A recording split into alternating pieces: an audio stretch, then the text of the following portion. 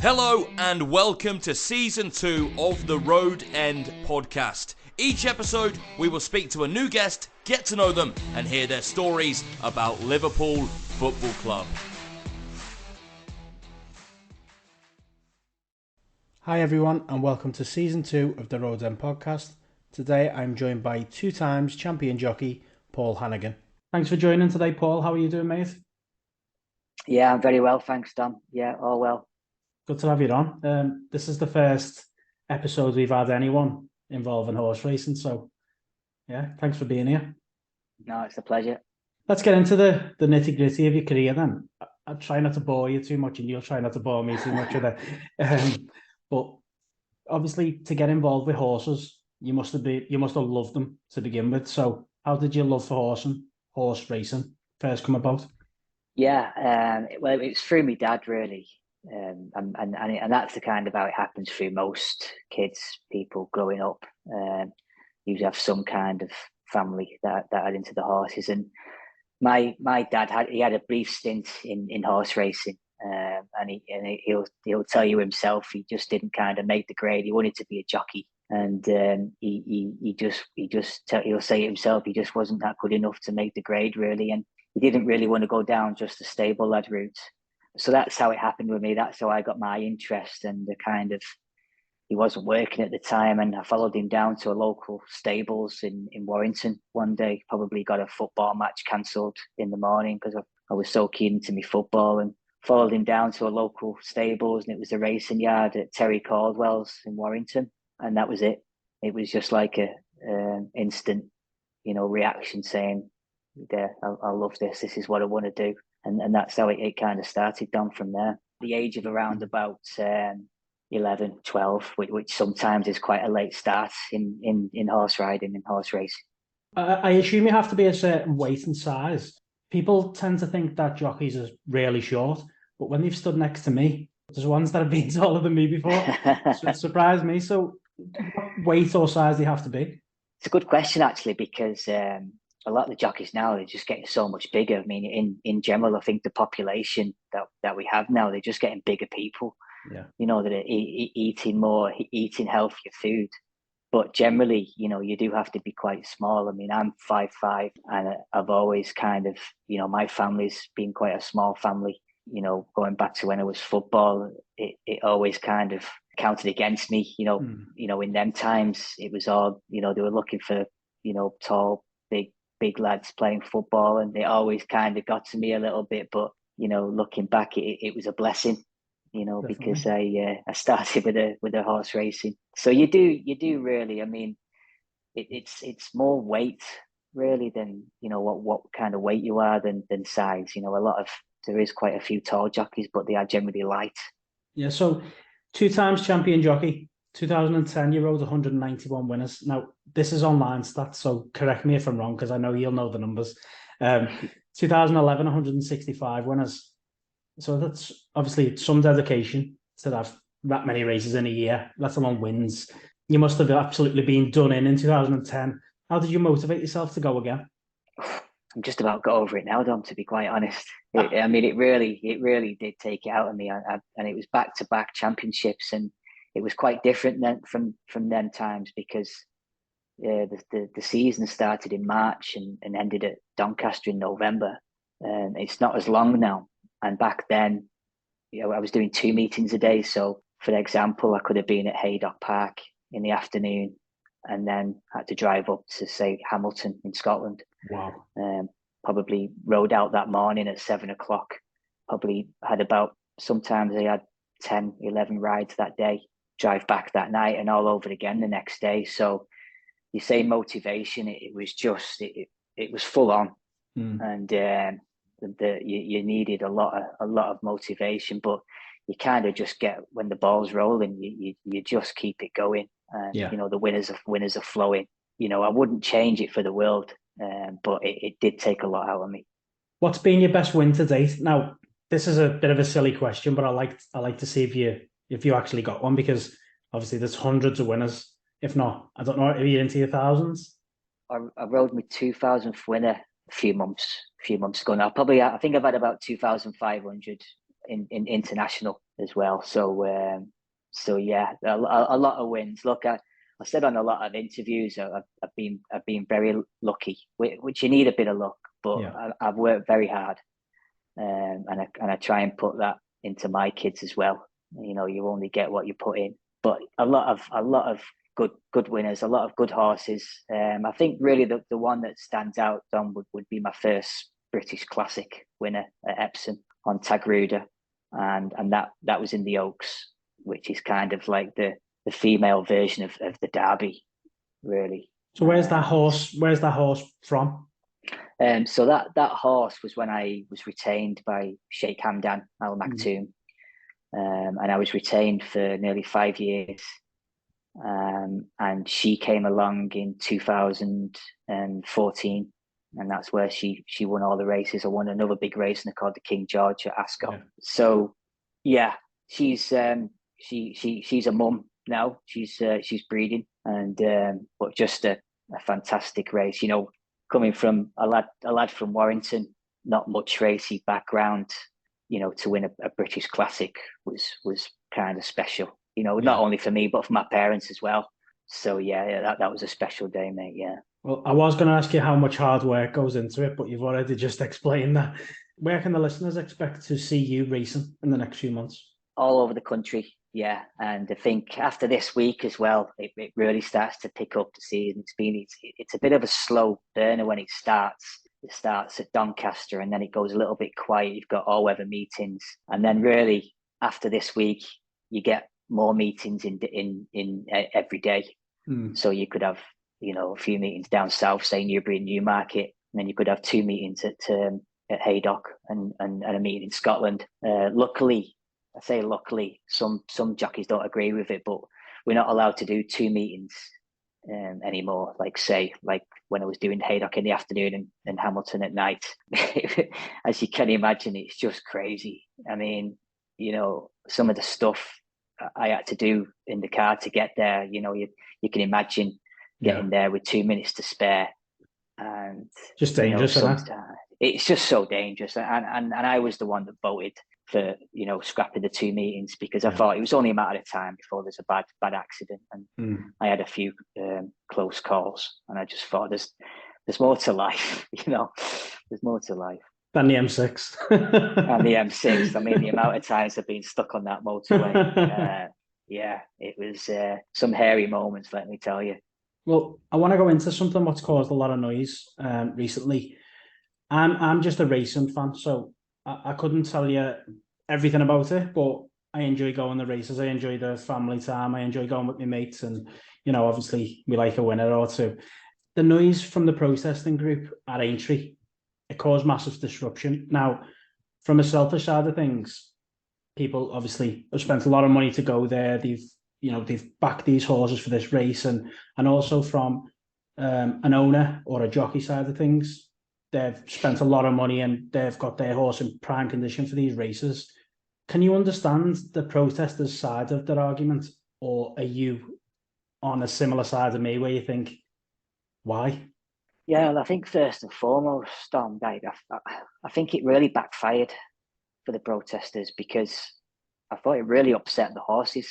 Yeah. Because you know, horses are very intelligent, and when, you know, they're walking around the parade ring waiting for the jockeys to come on, they know, like, hang on a minute, it's going on far too long. This, you know, I'm walking around here far too long. It's not usually this long. Because of that, I thought it got them, a lot of them, very stressed. Yeah. And then, you know, there was a big rush on them to get them down to the start because it's been a delay, and I think personally, I think a lot of horses were stressed and probably ended up not running to the true potential and even falling. You know, obviously you're going to get a lot of fallers in the Grand National, and I'm afraid that is just part of horse racing. But I really felt for the horses because they knew something, you know, wasn't right, having been delayed for so long. And you know, I've been, you know, countless times asked what I thought about it all, and you know, I just wish that, you know, the protesters could just kind of just say, okay, you know, we'll come and have a look at, say, for example, and go into a horse racing yard and see how horses are actually, treated and treated, and I think they'll be amazed. Horses are better looked after than some of us, and it's just they just really need to just have a look and have a go and just see. But at the same time, I've got to stress there's only so much you can tell them and say. Yeah. Sometimes I feel sorry for the racing public who understand how well horses get looked after, and I feel it's just they get the brunt of it, and I really do feel that they just need to just do more homework and look into how well the horses are looked after. Me, yeah. Well, from looking at you, and I can see your face lighting up when you do talk about them, which is brilliant. Even still to this day, how long you've been racing. So the horses themselves, from what we could see, as I'm just saying this as a racing fan more than anything, you could tell something wasn't right with the horses from the start. And it doesn't take a rocket scientist to work out that the time they had to wait from the original bell to when it actually set off was just far too long, and going in and out of the stable back and forth and things like that. It was bang out of order. Do we think we're going to see more of this? Probably, but I mean, I think just the world at the minute, mate, it's just gone a bit crazy, hasn't it? You're seeing the snooker now. I mean, if people are protesting and getting on snooker tables, I mean, what chance have we got? Yeah, I do, but I mean, how long? We've been seeing it for a long time, haven't we? And I just wish that the protesters could just look into it more instead of going all in and being that tunnel vision. I think they will be quietly surprised. And I must admit, when I was, I watched the Grand National, there was no flat racing on that day, and I get my kids. It's a family thing, isn't it? You sit down and watch the Grand National like I did with my parents. Yeah. And I must admit, when the cameras panned on to the Liverpool crowd outside the fences doing the bit, I thought that was pretty amazing. I live probably 10 minutes away from Aintree, and listen, it's one of the biggest things for our city. Not it brings in so much revenue for the city. It brings in a lot of visitors. It brings in a lot of good attention. So I think the UK especially must have looked at that and thought, you know what, them Scousers are actually all right. The shit we give them. Yeah. Do you know what you were saying before about the care on the horses? You only have to look at horses to see the condition that they're in, that they have to be looked after. It doesn't take all this protesting to see that they get looked after. You can see they're well fed, you can see they're well trained, the muscle and the size of them, and the way they're treated after races, the bucket to water straight away. That's just from what I see. So from what you see, God knows there must be so much more to it. Yeah, and I mean, and as well, Dom, that's not just for the cameras. People do it because they love horses. Yeah. I do it because I love horses. I love the sport. I'm one of the lucky ones where I've managed to do something that I love and been able to, earn a good living over the years. There's not many now that has been as lucky as some of us. Yeah. Obviously, I go back to saying that I've worked very hard, but we do it because we love them. Yeah. And we care for them. And I mean, I think you made a very good point there. You've got to be kind of, obviously you see how well they look on television, but when you get up close and personal, it takes your breath away to be fair, how well they look, the muscles, the neck, the shine, the bonds that the lad or lass leading round the horses have with them. It's just a no-brainer. You can see it straight away. We'll talk a little bit about Liverpool then, before we move on to a quick fire. You was paraded on Anfield with Ian Rush when you got your championship jockey title. How good was that? God, it brought goosebumps now, even when you mention it, to be honest. I mean, look, I've rode in a lot of big races and on a lot, television all over the world. I have never been so nervous in all my life, stepping onto that sacred turf in front of the cop. It was just surreal. And it was the first time I was champion jockey in 2010. And one of the guys that was kind of in Great British Racing said, look, we've got you a nice surprise and you're going to be paraded in front of the cop at Anfield with your Champion Jockey trophy off Ian Rush, and I was just gobsmacked. Wow. I was just absolutely gobsmacked, and I'll never forget the reception that I got. It was absolutely amazing. It really was. Every parents there, my wife, we had everyone watching. That must be up there then with everything you've done. Yeah, although there is a little bit of a kickback to it because we actually was playing Wolves that day, that night, and we got beat. Roy Hodgson got sacked. Oh, well, that's not the worst thing in the world. No, it wasn't. But I thought they ain't going to ask me back here again. No chance. Well, at least you've got a story. Yeah, that's it. But it was amazing. Do you think we can still make top four this season, given the circumstances? Oh, do you know what? I never thought we would a few weeks ago or a month ago. Not in a million years. But they've kind of got on that roll again, haven't they? Where the confidence is high. Yeah, I mean, I hate tempting fate, so I'm not going to say. Good. But I've got everything crossed. I was actually in Scotland at Musselburgh on the way back when they were playing Tottenham. I got a lift back, and the poor lad that was driving me had to put up with me watching Tottenham on my phone. So yeah, but I'm more hopeful, to be honest. We are now going to do a quick fire round with our guests. This could be very controversial. We have each episode. I have a bit of a quick fire round. You don't have to dive into too much information about why you've given the answer, but I'll just ask you a few quick questions. As a young jockey, who was your racing hero? Oh, my racing hero. It was probably going back to the stable yard in Warrington. The trainer had two sons, Patrick Caldwell and Peter. And for me, that was like the first jockeys that I ever met. And they were jump jockeys, so they were going over the big jumps, and I was just in awe, absolutely in awe. So, you can say all these big names and this in the jockey world, but they were my two who were very good to me. Peter Caldwell and Patrick, they were just good guys. Thanks for that question, Daz. Okay, we've got one from Mike Kearney. This is from Twitter. Do you have one ride you wish you could do again? Oh, there's a few. There's a few. I think in all I've had about, I don't know, it must be 16,000 rides. Wow.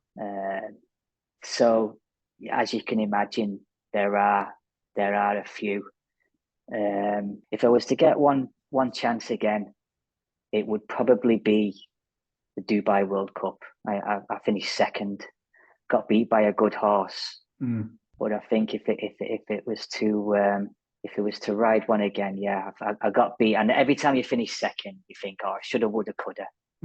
But I think the thing that really stands out, first place was about $6 million to the winner, and it was quite a large drop to second. So that's probably done it. Who won it? Yeah, Sylvester de Souza, who's a good friend of mine. So it dealt the blow a little bit. I hope he's bought you a pint.